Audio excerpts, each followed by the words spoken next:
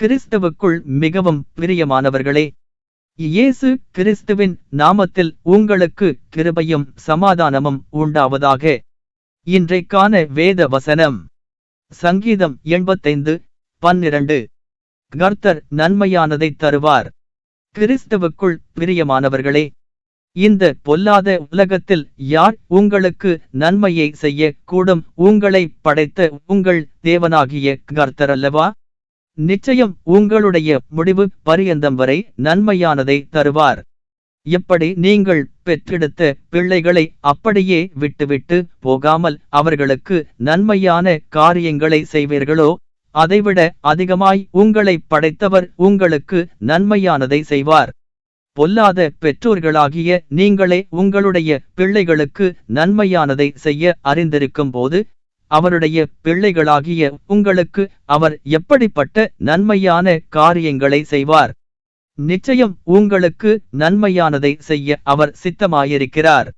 ஒரு சகோதரி தன்னுடைய பூர்வீக சொத்துகளுக்காக காத்து கொண்டிருந்தாள். அவளோடு பிறந்தவர்களோ அவளை ஏமாற்ற திட்டமிட்டுக் கொண்டிருந்தார்கள். அதாவது அவளுக்கு ஒரு பங்கை குறைத்து கொடுக்கும்படி திட்டமிட்டார்கள். ஆனால் கர்த்தருடைய கரம் அந்த சகோதரி மேல் இருந்ததினால் கர்த்தர் நன்மையானதை செய்தார். அவளோடு பிறந்தவர்கள் அவளுக்கு எதிராய் ஏமாற்ற நினைத்தார்கள். ஆனால் கர்த்தரோ அந்த சகோதரிக்கு சரியான பங்கை கொடுக்கும்படி செய்தார்.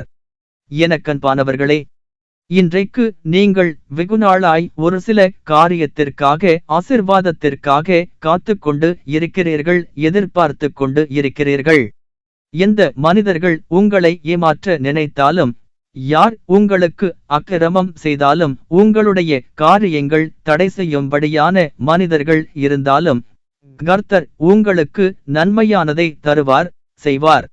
எப்படி நடக்குமோ, எப்படி முடியுமோ, காரியம் என்னவாக இருக்கும் என்று நீங்கள் கலங்கிக் கொண்டிருக்கும் சமயத்தில் கர்த்தர் நீங்கள் எதிர்பார்த்திருக்கிற காரியத்தை உங்களுக்கு நன்மையாய் முடியும்படி செய்வார்.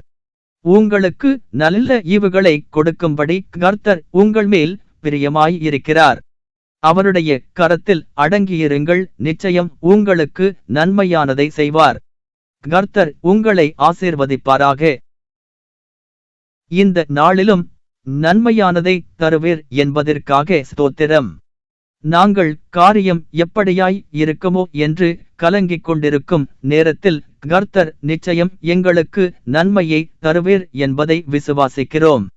எந்த மனிதர்கள் எங்களுக்கு தடை செய்தாலும் அக்கிரமம் செய்தாலும், கர்த்தராகிய நீர் எங்களுக்கு நன்மையை செய்வீர் என்பதை அறிந்திருக்கிறோம். நீர் செய்வீராக. போக்கிலும் வருகிலும் உமது கரம் எங்கள் மேல் இருக்கட்டும். ஒருவேளை இதை பார்க்கிறவர்கள் கேட்கிறவர்கள் ஏதாவது உடல் சரீர சுகவீனத்தால் அவதிப்பட்டு கொண்டிருந்தால், உம்முடைய கரம் அவர்கள் மேல் இருக்கட்டும். அவர்களை குணமடைய செய்வீராக. அவர்களுக்கு வேண்டியவர்களும் சரீர சுகவீனத்தால் அவதிப்பட்டு கொண்டிருந்தாலும் அவர்களையும் நீர் குணமாக்குவீராக. உம்முடைய பிள்ளைகள் கையிட்டு செய்கிற எல்லா காரியத்திலும் நீர் இருப்பீராக, உடன் வருவீராக. இப்பொழுதும் ஒரு அதிசயமும் அற்புதமும் நடந்திடாதா என்று இருப்பவர்களை உமது நாமம் மகிமைப்படுபடியாய் ஒரு அதிசயத்தை செய்வீராக.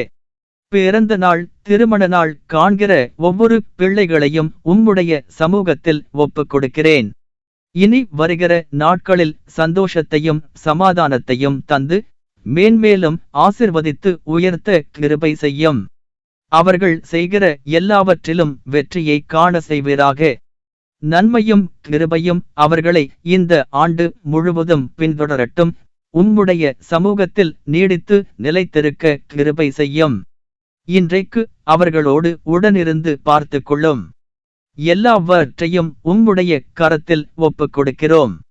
இயேசுவின் நாமத்தில் ஜெபிக்கிறோம். ஆமேன். கர்த்தர் உங்களை ஆசீர்வதிப்பாராக.